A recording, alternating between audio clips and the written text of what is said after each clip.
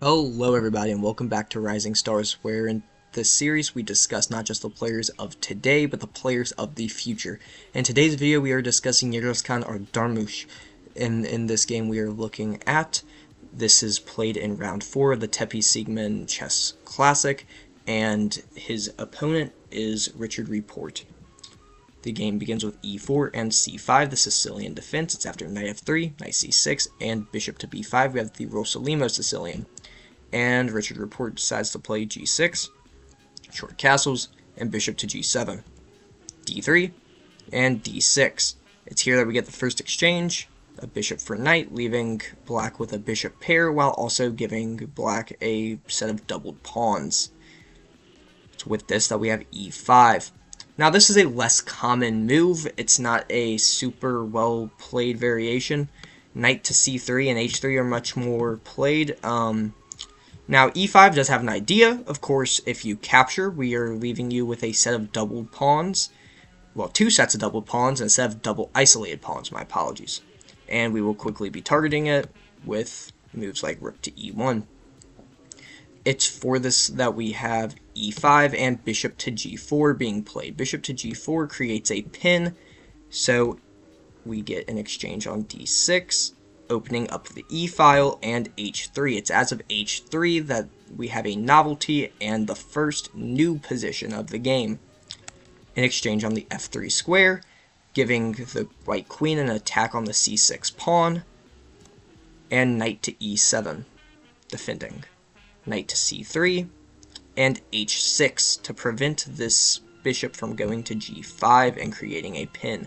So, where should the bishop go? It's the only undeveloped piece. Bishop f4 to attack this d6 pawn. Short castles, and knight to e4, putting more pressure on the d6 pawn. And now we have knight to f5.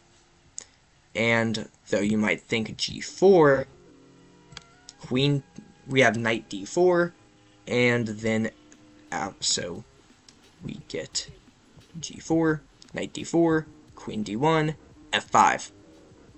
This position is not good for the white pieces, so it's with that being said that we get the move c3.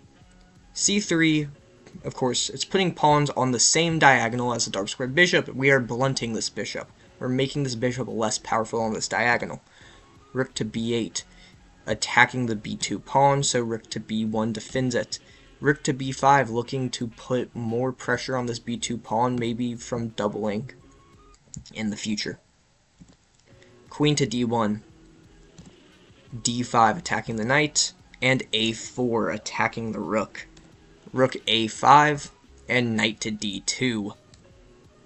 Rook to a6, rook to e1, putting the rook on the open file, h5, bishop to h2, rook to e8, an exchange on e8, and knight to b3, attacking the c5 pawn. The bishop drops back to defend the pawn, and a5. Now this rook is in jail. It cannot move anywhere. So how will we try getting it out? We're going to push this pawn and try pushing this pawn in the future to try getting this rook out. c4, an exchange on c4, leaving black with double isolated pawns, and queen to f1, creating a pin on this c4 pawn to the a6 rook. Queen to e6, looking to put the queen on a better square. Rook to e1, attacking the queen. Queen to d5. Rook to e8, creating a pin on the f8 bishop. c5, looking to free up this rook finally. And rook to e5, attacking the queen. Queen to d3, offering a trade of queens. And knight takes c5. Creating a fork. Of course, it's not really a fork because the queen takes on f1, your king takes on f1, and capturing on a5, pinning, but not a pin. Knight d7, an exchange on e5, and h4. Knight to f6 check, king to g7, knight to e4, f6, bishop takes f6 check, the king moves to f7, and bishop to g5. king to e6, trying to activate the king, knight to d2, attacking the c4 pawn, king to d5, defending the pawn, knight to f3, taking control of these dark squares, bishop to c5, king to e2, king to b5, king to d1, bishop to c5, attacking this f2 pawn, knight takes h4, bishop takes h2, f2, takes f5, takes f5.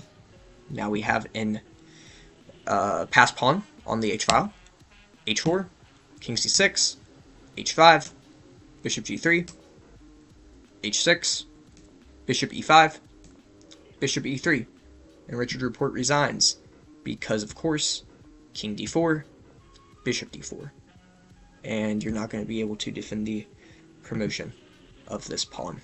So with that being said, Erdoğmuş wins the game, and you just saw a good chess game. Have a good day.